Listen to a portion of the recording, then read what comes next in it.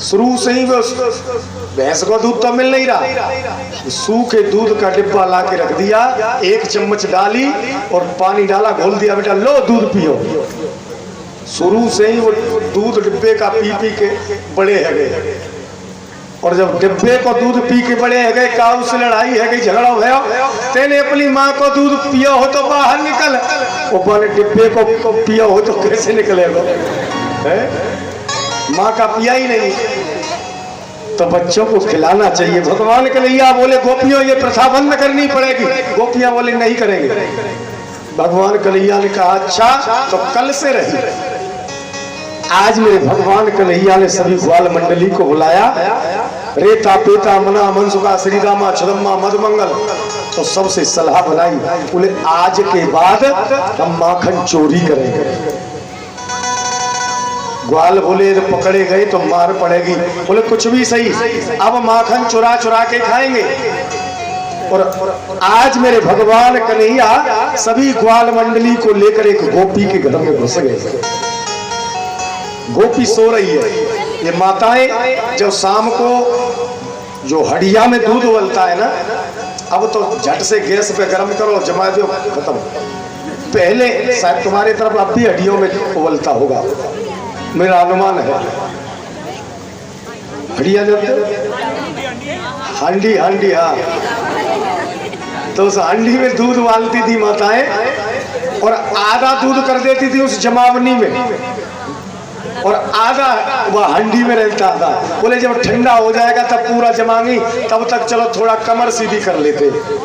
और वह कमर सीधी करने के चक्कर में कबू कबू सवेरों निकले आवे, सो जाती थी पूरे दिन की थकी। आज वो गोपी ने आधा दूध जमावनी में किया, आधा हंडी में रखा है, और चारपाई पे लेट गई, सो नींद आ गई। तब तक मेरे भगवान कन्हैया पूरी ग्वाल मंडली को लेकर घर में घुस गए। देखा दूध रखा है, आज दूध उठाया, चूल्हे पे रख दिया, चावल ढूंढ के चावल डाले, खीर बनाने लगे। देखो चोर कैसा है, चोर चोरी करके भागना चाहिए, वो वहां बैठ के खीर बना रहे हैं। आज गोपी को ने एकदम करवट लिया तो वहां हाथ ऐसे है गए, और जैसे ही हाथ में हो, कन्हैया बोले क्यों रे मनसुखा, देख तेरी अम्मा बड़ी चटोर है, अभी खीर बन नहीं पाई और बात से पहले मांग रही है। मनसुखा बोलो बावरे रखवन दैयो।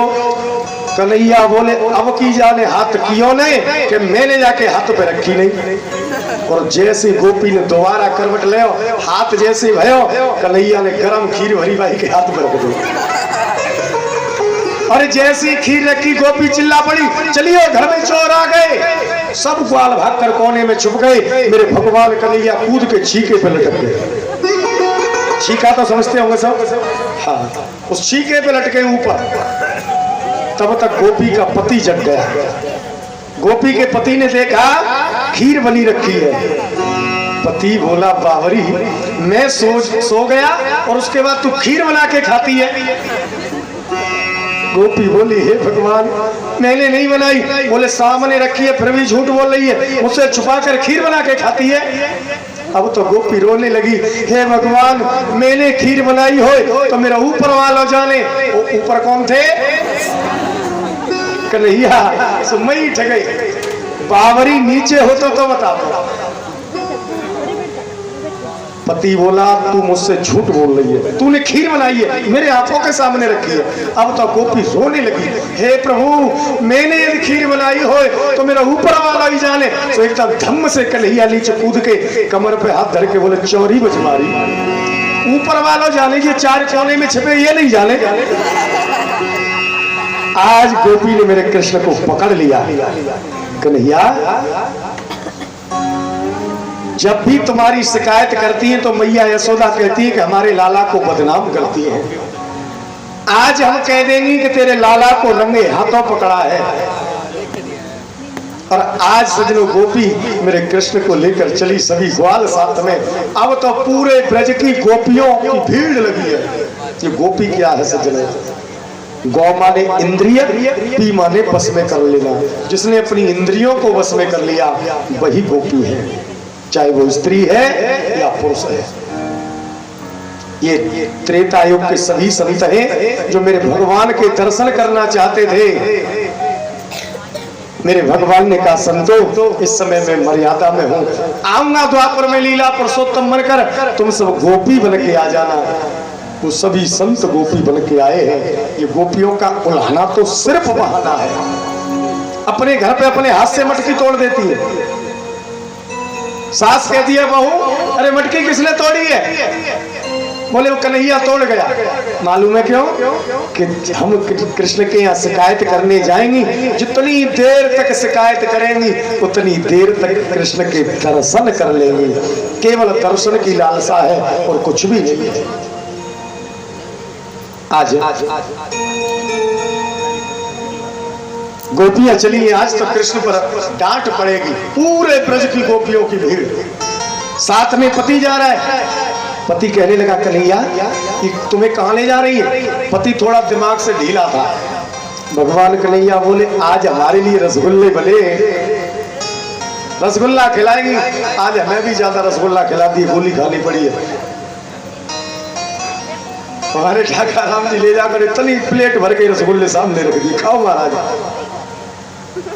वो ज्यादा खा ले एक दो शायद पेट में गैस बनने लगी, दवा खानी पड़ी है। आज भगवान कन्हैया कहने लगे तेरी पत्नी हमें रसगुल्ले खिलाने जा रही है। पति बोला तो हमें भी खिलवाओ ना। बोले खिलवा देंगे, लेकिन मैं कहूँ वैसे करना, आवाज मत करना। बोले नहीं करूंगा। भगवान कन्हैया बोले गोपी एक बात बता, तू या गांव की बहू है या छोरी? बोले मैं तो या गांव की बहू। बोले जब बहू है तो जाने के मोड़े को तो निकले। अरे नंद बाबा के घर जा रही है, मोड़ा खोल के। आज गोपी ने घूंघट कर लिया। मेरे भगवान कन्हैया बोले गोपी मेरे हाथ में दर्द है, थोड़ा चेंज करके यह हाथ को पकड़ लेना। और जैसे गोपी ने हाथ छोड़ा, मेरे भगवान कन्हैया ने बाई के पति का हाथ पकड़ा दिया और वहां से भाग गया। और खिड़की के द्वारा अंदर घर में प्रवेश, आंखों को मीड़ते हुए मैया यशोदा के पास में पहुंचे। मैया देखिए आज मैं कहीं नहीं गया। यशोदा बोली हाँ आज मेरा बेटा कहीं नहीं गया है। बोले कहीं न कहीं से उलाना फिर भी आता होगा। यशोदा बोली आज उलाना आएगा तो उसे मैं देख लूंगी। और तब तक तो दरवाजा खटक गया। मैया पर यशोदा मैया, वो जैसे दरवाजा खोला तो पूरे ब्रज की गोपियां खड़ी। यशोदा बोली गोपियों अरे क्या बात है, आप सब मिलकर? बोली मैया आप रोज कहती थी कि मेरे लाला को बदनाम करती है, आज हमने तुम्हारे लाला को रंगे हाथों पकड़ा है। यशोदा बोली मेरे लाला को? बोले हाँ। कहाँ है? बोले ये। यशोदा बोली बाबरी लेकिन जब मोड़े को खोले के देखियो ये मेरा लाला है कि तेरा पति है। और जैसे ही देखा पति खड़े, अब तो गोपी शर्म के मारे नीचे गर्दन करेगी। मैया मैं कसम खा के कहती हूँ घर से तेरे लाला को पकड़ के लाई, लेकिन ये छलिया न जाने कैसे भाग गया। पति बोला रसगुल्ला कब मिलेंगे? पत्नी बोली चलो घरे खिलाएंगे रसगुल्ला तुम्हें। आज नाना प्रकार से शिकायत करती है। एक गोपी बोली मैया तेरे लाला की कहाँ तक शिकायत करें? एक दिन मेरे घर पे हो रही थी सत्यनारायण की कथा। पंडित जी ने चौकी को बनाया, ठाकुर जी को रख दिया। मैं रसोई में पकवान बना रही थी और तेरा छोटा सा लाला मेरे रसोई के गेट पे खड़ा है गया और मुझसे बोला मौसी जी या में से पकौड़ी तो दियो। मैंने कही दूर दूर, जब तक ठाकुर जी को भोग नहीं लगेगा तब तक कछु नहीं मिलेगा। तो मोती ये 1.5 फुट को तेरो लाला बोलो चोरी दारी की, सबसे बड़ा ठाकुर तो मैं हूं और किनका भोग लगावेगी? मैंने कही चल भाग यहाँ से, बड़वाया ठाकुर बनवे वाला, पोखरिया को पानी पिया मुंह धोए वो नहीं आवे, ठाकुर बनवे डोले। सुमो से बोलो कि आज तेरे ठाकुर को ही देखना है। मैंने कि छोटा सा बालक है कह गए होगा। पंडित जी ने चौकी बनाई, ठाकुर जी रख दिए। पंडित जी पत्रा लाए वो भूल गए। जंत्री लेवे के लिए पंडित जी घर गए। तब तक मेरे भगवान के परमानंद जात को ठाकुर लायो पिल्ला घेर।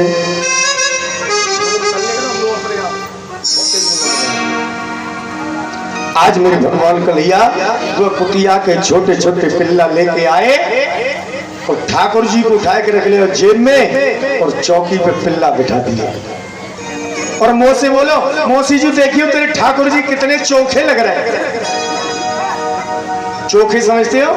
हमारे ब्रज में कहते हैं चोखा। चोखा मतलब अच्छा। आज पूरी चौकी को बिगाड़ दिया। पंडित जी ने दोबारा चौकी बनाई। अब सभी गोपियां अपनी अपनी शिकायत कर रही है।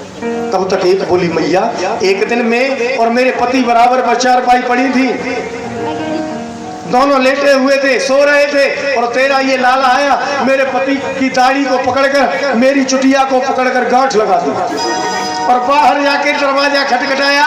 मैं दरवाजा खोलने के लिए उठी तो पति संगी लटके चले आए, उनकी आधी दाढ़ी उखड़ गई। आज तक बोल चाल बंद है। ऐसा है तेरा लाला। अब तो सभी गोपियां शिकायत कर रही है। मैया यशोदा कहने लगी, गोपियों अरे मैंने और बड़े दुखन से और पाल्योरी कोई गाली मत दियो।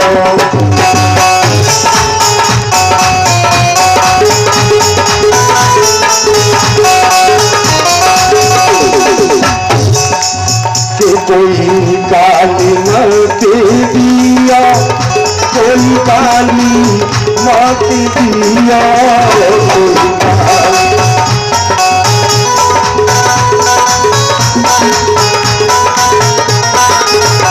मैंने बड़े दुखन से पाल्योरी कोई गाली मत दिया।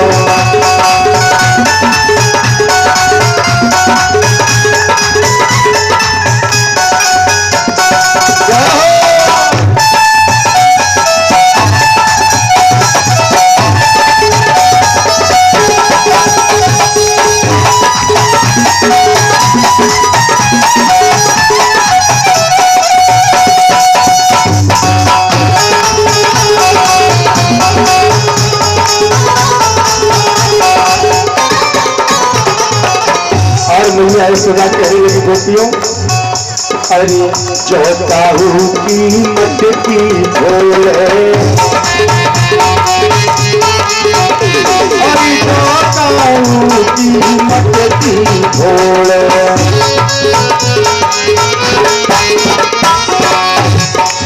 कि तुम नहीं मत किया ले जइयो पर गाली मत दियो।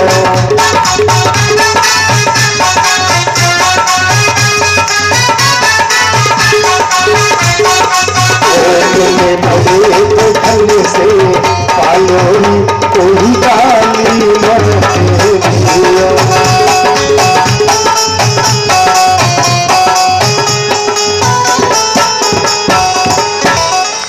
बोलिए गोविंद भगवान।